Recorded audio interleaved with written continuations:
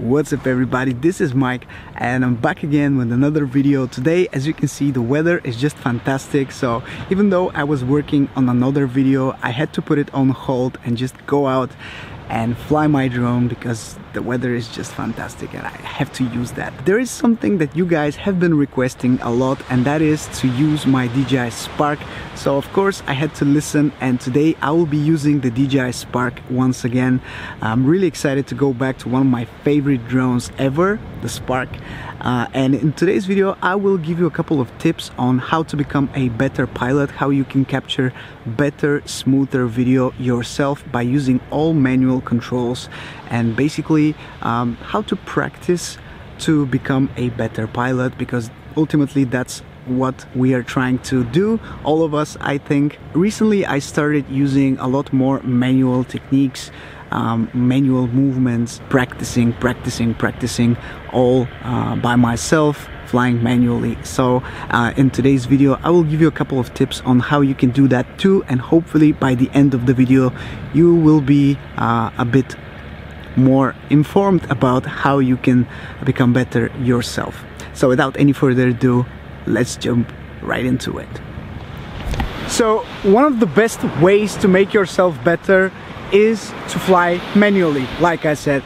And in my opinion, the best way to practice this is to try to emulate the quick shots of the DJI Spark and just try to do them yourself manually. This is going to teach you so much about controlling the drone, how to rotate it, how to use the gimbal properly, and just how to fly smoothly. You have no idea. Just give it a try. You will not be disappointed. Let me show you how easy it is to replicate those shots.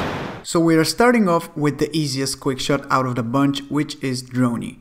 To replicate Dronie, you simply need to set the drone so it faces you, then pull the right stick all the way back so the drone goes away from you, by also pushing the left stick upwards so it also gains altitude in the process.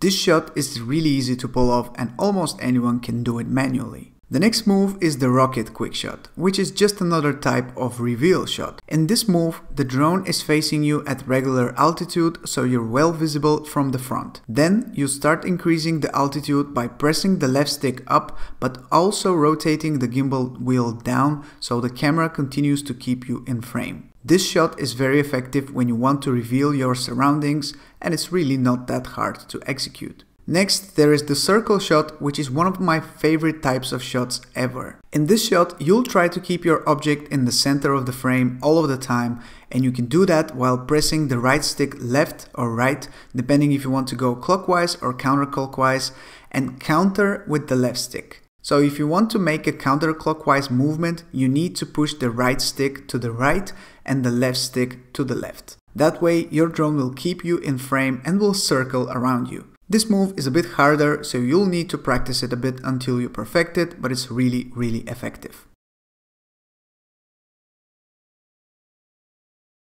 The most difficult shot to pull off is definitely the helix shot.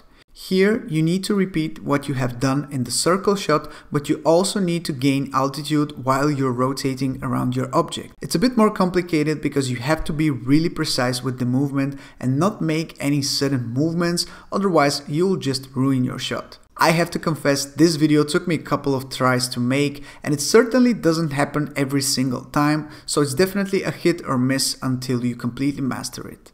Lastly, to really master the movement of your drone, I suggest you to find a safe place and put it into sport mode. Be advised that you might get a bit dizzy from the following shots. Sport mode is a great way to master the manual control of the drone, but I only advise you to give it a try if you're in a wide open area with no obstacles around and you're already comfortable flying in regular mode. With the increased speed, you have to factor that the drone takes more time until it gets to a complete stop, but it's so much fun to make laps around a virtual circuit or try to make a perfect circle with it while you're flying full speed. If you're not a complete beginner, I highly suggest you to give sport mode a try for a thrilling experience which will teach you a lot about controlling your drone. And that's really it, guys. It's not anything that complicated. I really think it's getting easier every single time when you try. and you'd really need to practice a lot, but you'll figure it out, I'm sure, because it's muscle memory. Your fingers will be a bit more sensitive every single time, and you will be a lot more comfortable pushing the drone in any direction you want. So hopefully you guys enjoyed those tips that I have today. Hopefully you enjoyed the spark being on the channel once again. Thank you so much for watching this video, guys, and I'll catch you in my next one very soon. Bye bye.